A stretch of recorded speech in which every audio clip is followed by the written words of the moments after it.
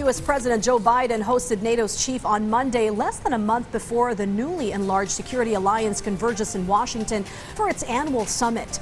At the White House, the two leaders spoke of how they intend to ensure predictable support to Ukraine for the long haul. VOA's Anita Powell has this story. NATO is not resting on its laurels as it turns 75. On Monday, Secretary General Jens Stoltenberg landed in Washington to hash out plans for a July summit that will explore how the security grouping can support Ukraine's fight against Russia's invasion.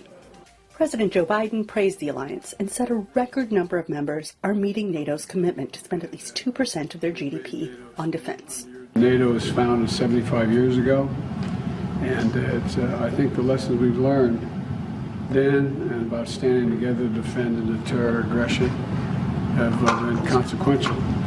And we've made NATO, under your leadership, we made it larger, stronger, and then it's more united than it's ever been.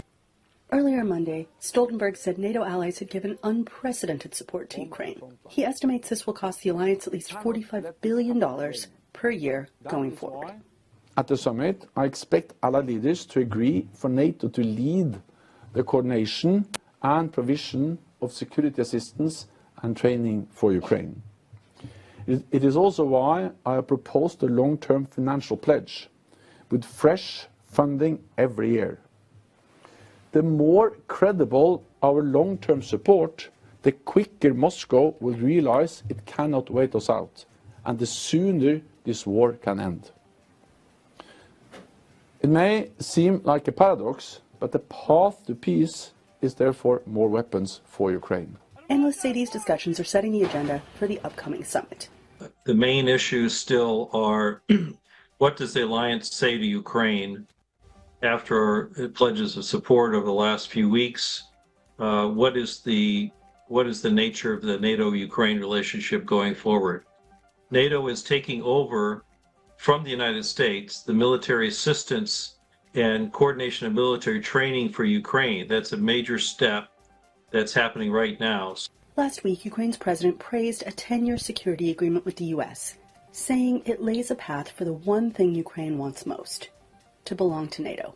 Issue of NATO is covered through the text of the agreement. It states that America supports Ukraine's future membership in NATO and recognizes that our security agreement is a bridge to Ukraine's membership in NATO.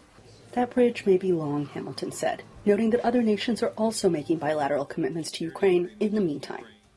Some of them pledging, basically mutual defense, others pledging military support over a longer period of time. So again, the Ukrainians can count on that support.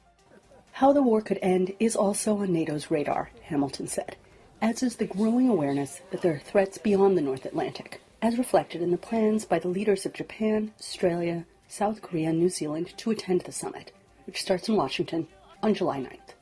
Anita Powell, VOA News, the White House.